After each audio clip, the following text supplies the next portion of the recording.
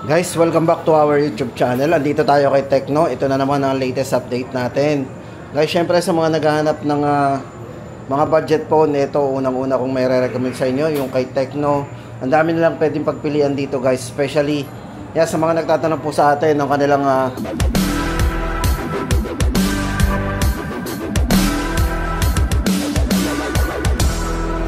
guys, yung kanilang best seller ngayon, andito yung kanilang Bumblebee.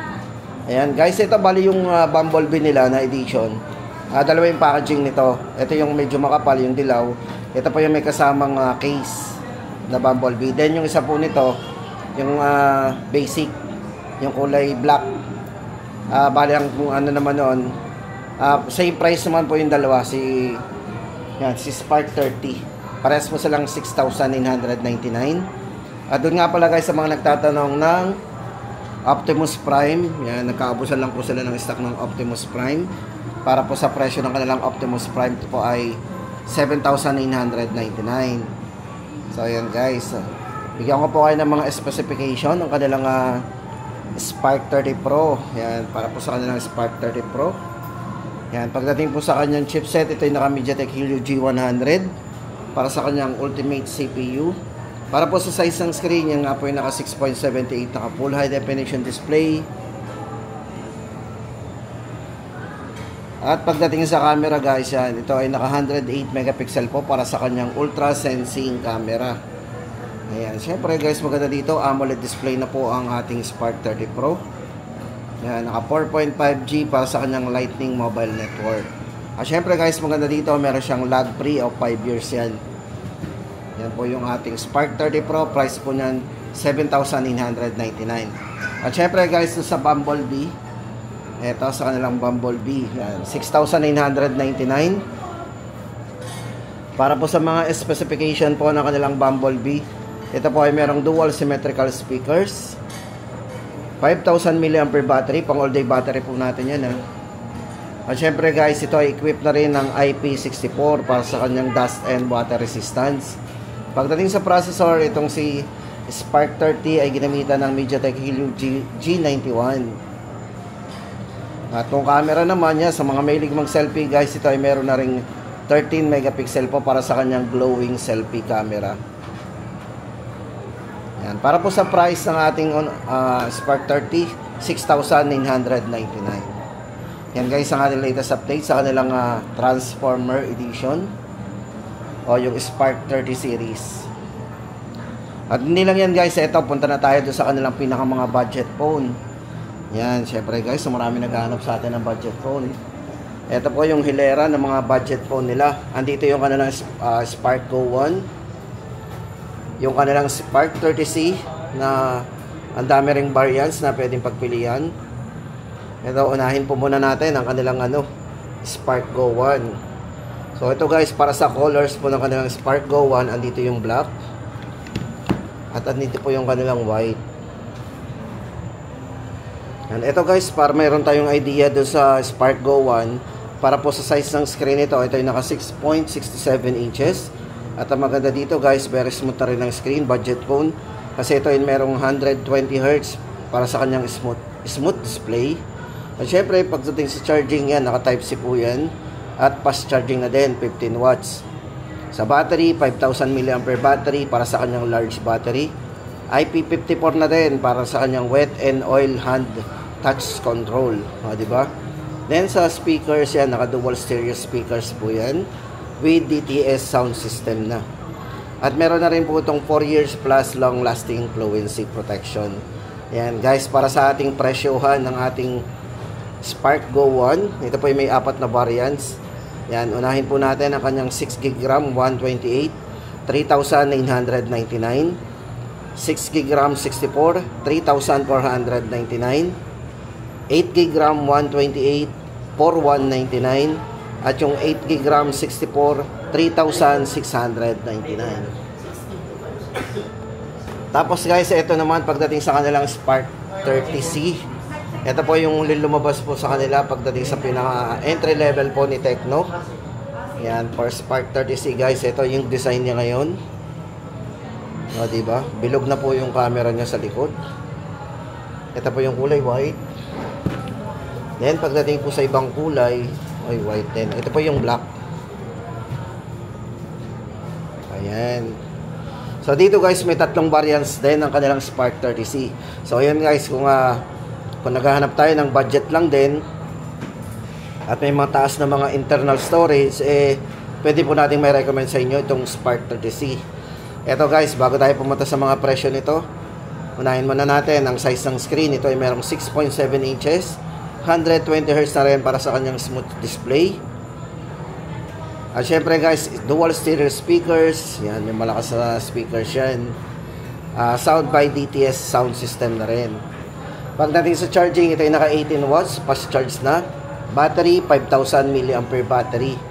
At maganda dito guys, budget phone. Pwede natin gamitin to kahit naka-charge o habang naka-charge, pwede natin gamitin. Safe po ang battery niyan. Basta i-on lang po natin kasi meron siyang bypass charging na tinatawag. Kung saan, pwedeng diretso po yung kuryente doon sa phone natin. At syempre, meron yung tinatawag na mga, saka pa lang yan magcha-charge pag bumaba na po yung kanyang, yung battery. Meron yung, yan. Yan guys, ang maganda dito, budget phone, pero merong, bypass charging. At syempre guys, sa camera, hindi na rin pahuhuli kasi ito ay merong 50 megapixel para sa kanyang ultra clear na main camera niya.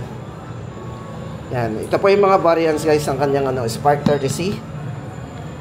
Ito pala yung live unit Check nga natin yung live unit.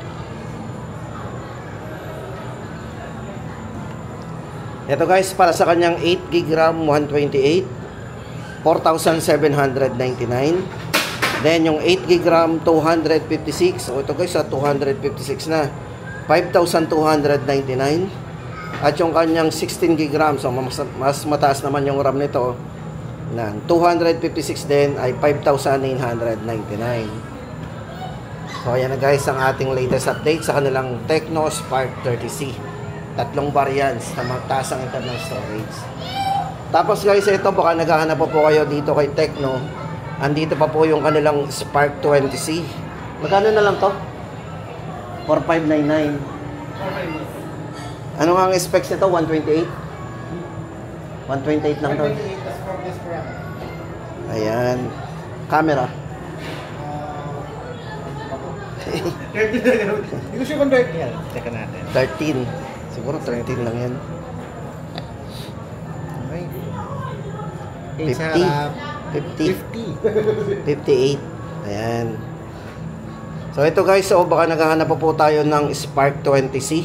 Available pa rin po sa kanila. Ito guys, yung ating meron tong 8GB RAM o maximum 8GB RAM, 128 internal storage. Mukhang AMOLED ang display nito guys, napakaliwanag, pero hindi pa siya AMOLED And para po sa presyo nito guys, 8GB RAM 128, 4,599. Then guys, ito naman syempre kung naghahanap tayo dito kay Tecno ng 5G, ito good news kasi ang kanilang Spark 20 Pro 5G.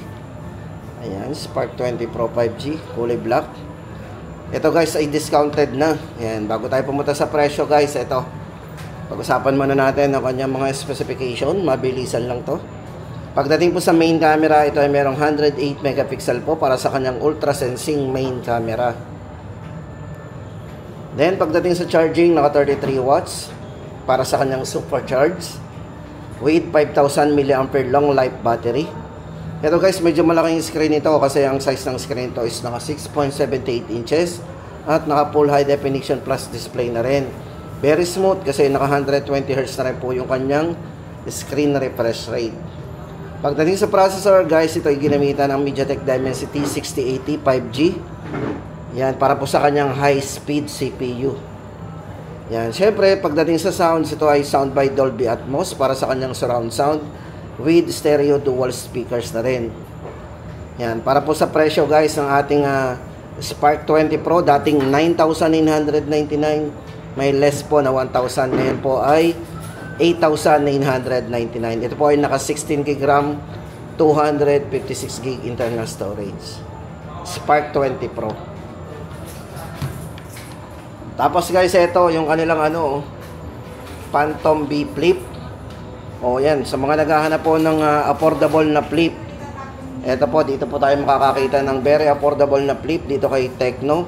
Kasi guys, ito from 29,999, may discount po ito ngayon na 10,000. Magiging 19,999 na po yan. O, siguro naman guys, familiar kayo dito sa kanilang Phantom B Flip. Very affordable na. Tapos guys, ang good news dyan na may lumabas na rin pong bagong release si Tecno ngayon, ang kanilang Phantom B Flip 2. Nasaan yung Phantom B Flip 2? Ito guys, yung kanilang Phantom B Flip 2. Oh. Ayan, para po sa design, yan na po. Maganda guys dito, malaki na yung kanyang cover screen. Yung kanyang screen dito is naka 3.64 inches na large screen para sa kanyang multifunctional external screen. Kung saan pwede na tayo dito mag-take ng, ng photos, music, at syempre yung iba pa nating pwedeng gawin dito. Dito na natin makokontrol sa cover screen niya. Kasi nga malaki na yung kanyang cover screen. Pwede tayo mag-take ng photo dito, mag-browse. Ayan. Yan, para po sa design, guys, ito yung kanyang trendy and compact design. Pag po ito yung naka-open, ito yung malaking screen kasi ito po yung naka 6.9 inches para sa kanyang ultra flat flagship main screen. 120 Hz na rin po yung kanyang screen refresh rate. Yan, para sa main screen, 120. Then, pagdating sa charging, napakabilis. Sa 70 watts para sa ultra charge. Sa battery po nito, ito ay merong 4,720 mAh para sa kanyang super battery. Guys, ito para sa presyo po ng ating Phantom B Flip 2, 34,999. Yan, 34,999. Tapos guys, punta naman tayo sa mga iba pang model ni Tecno. Tapos guys, andito naman tayo sa kay Spark 35G. Guys, tama-tama ang ating update sa inyo. Kung naghahanap lang din kayo ng pinakamurang 5G, si Tecno ay merong Spark 35G. Ito po ay naka 16GB RAM, 256 na po internal storage. Ito guys, pagdating sa sounds, sound by Dolby Atmos din to. Naka IP54 na rin para sa dust and water resistance. So ibig sabihin guys, yung mga splash ng tubig, safe yan. Then, pagdating sa kanyang screen, ito ay medyo, naka 6.67 inches para sa kanyang size ng screen at naka 120 Hz po yung kanyang screen refresh rate. At maganda po guys dito, ito ay merong 5 years plus long-lasting fluency protection din. O, diba? Hindi basta-basta maghahang yan. Pagdating sa main camera, ang kanilang Spark 35G ay merong 108 megapixel po para sa kanyang main camera. Yan po yung kanyang ultra sensing main camera. Pagdating sa processor, guys, itong si Spark 35G is naka MediaTek Dimensity 6300 5G processor. Yan, ito pong hawak natin ay naka 16GB RAM 256. Para po sa presyo guys nito, 7,999. Diba? Naka 5G na kayo, 7,999. Spark 30 5G. Tapos guys, ito naman yung bagong release nito, yung nag-iisang ni Tecno ngayon, yung kanilang Camon 30S, nag-iisang naka-edge. Maghanap kayo ng magaan, naka-edge, ito po yung design niya. Ito guys is naka 3D curved AMOLED screen, so napakabibid na rin po ng screen nito. So matipid sa battery, especially guys pag sinabi natin mga AMOLED display.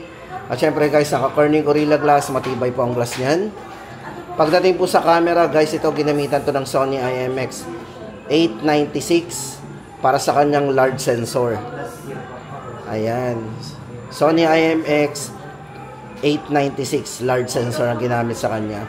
Ito guys, pagdating sa size ng screen, ito ay naka 6.78 inches at naka 120 Hz na rin po yung kanyang iCare display. Ito, kung more on camera nga tayo, balik po tayo dito. Sa video guys, ito ay merong 50 megapixel with optical image stabilization na rin. So, napaka-smooth. At meron na rin po itong 100 megapixel po para sa kanyang ultra clear mode. Then sa processor guys, ito ay ginamitan ng MediaTek Helio G100 para sa powerful CPU. Yan. Yan guys, para sa latest update natin sa presyo nito, 9,499. Common 30S. Ito po guys is 4G. Yan. 9,499. Then guys, ito naman, lipat tayo dito sa kanilang Common 30. Andito po yung kanilang display is Common 30 5G.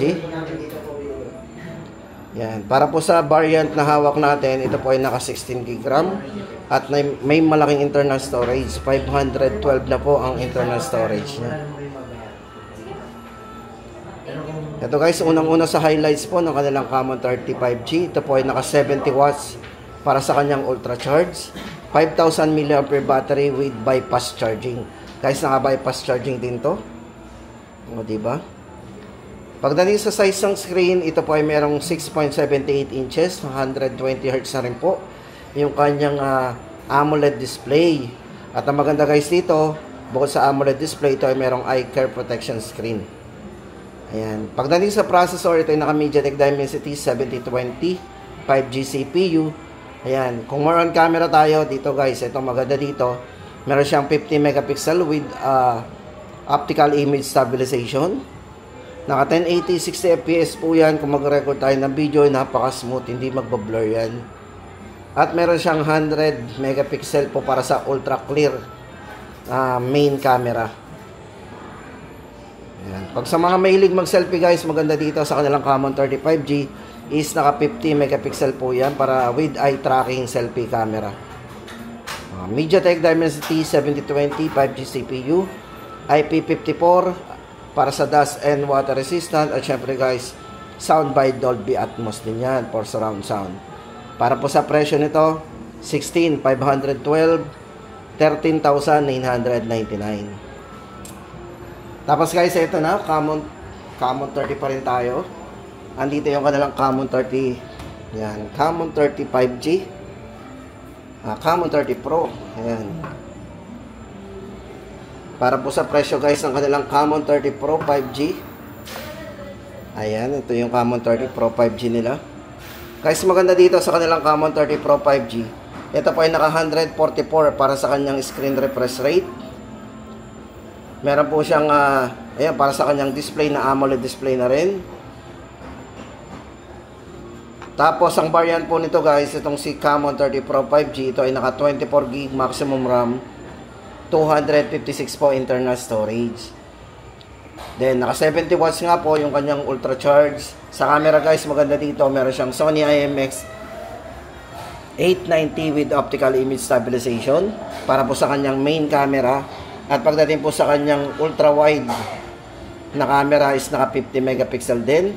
At meron siyang 50 megapixel po para sa front camera. Siyempre, pagdating sa processor, ang kanilang Common 30 Pro 5G kinamitan ng MediaTek Dimensity 8200 para sa kanyang ultimate 5G processor.